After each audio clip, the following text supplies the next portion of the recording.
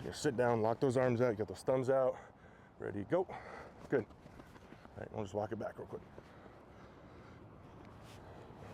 So you're sitting down, go. Good, good, good, good, good. Should feel like your hips are rolling through the pad. I start to move before your feet actually move. So lock those arms out. Widen that base just a little more. Good. Sit, sit, sit. Good, good, good. And as I start to move, you start to catch up. Think about really tight steps. So we're going, there we go. Lock those arms out. Okay, sit down more, sit down more. Good, good, good. Go, good, good, good, good, good, good, good. We were already in the fit position. We're uncoiling the hips. Now we're gonna start in the coiled posture, but we're gonna finish like that last drill finished. All right, now it's the connection. So I'm gonna come up, measure the distance with straight long arm, fingertips.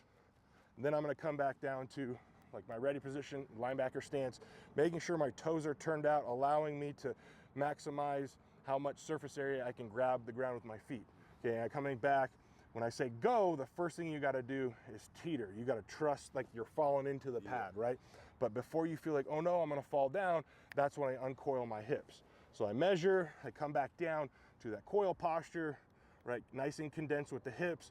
Go, I'm gonna teeter, explode, and I'm still bringing my hips, nice short steps. That impact is all hip driven. So I don't want to step and punch the pad, right? I don't want to hop into it. I'm teeter, it's that process, right? We talked about connecting those sequence dots yesterday. This is that next progression. And this is one of the hardest things that we teach, because players naturally want to go, oh, here's a pad, right? This feels more like football, like hitting a pad. Well, I'm not stepping and punching it. And here, we're like with the blast shield, we actually have some contours that resemble more of those strike points that we're used to. Go. Better, better, better, better. Back off a little bit more. And this is the thing, this is the aspect of the pillar fit, is it has to land long, right? Because the forces of impact are so violent that if I land with a bend in the arm, I just turn into a shock absorber, right? Go. Better. Good, good, good, good. And and when you hit me, it should be more of a shock, boom, versus a like rolling into contact. So measure with those fingertips. Good. Good, good, good, good. That's tough. So it's like probably so many times of hitting and then extending. Yeah, you know? yeah. You're used. So when we extend, now we're locked out here. Mm-hmm. I still have an ability to extend, but it's no longer from a pressing, pushing mechanic. You guys ever done like a sub-scap push-up before, where you're here? Yes, yeah.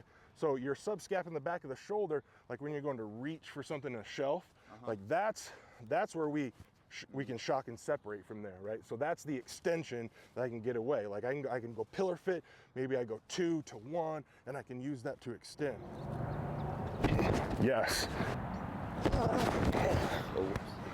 Try to carry your arms when you start, your elbows in front of the body, right? So the distance, right? Just think of like a punch, like a distance from here to here is a lot shorter and quicker than here to there. So a lot of times we want to wind up those arms to strike.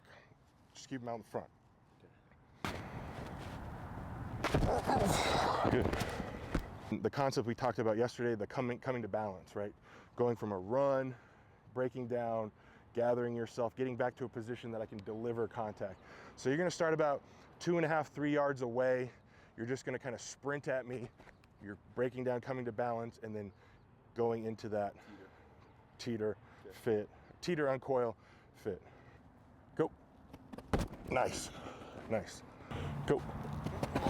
Good, good, good, good, good. So you think about like fighters when they're going either on a heavy bag or like a speed bag, like there's a range that they have to learn, right? And so every one of us, we have a different range.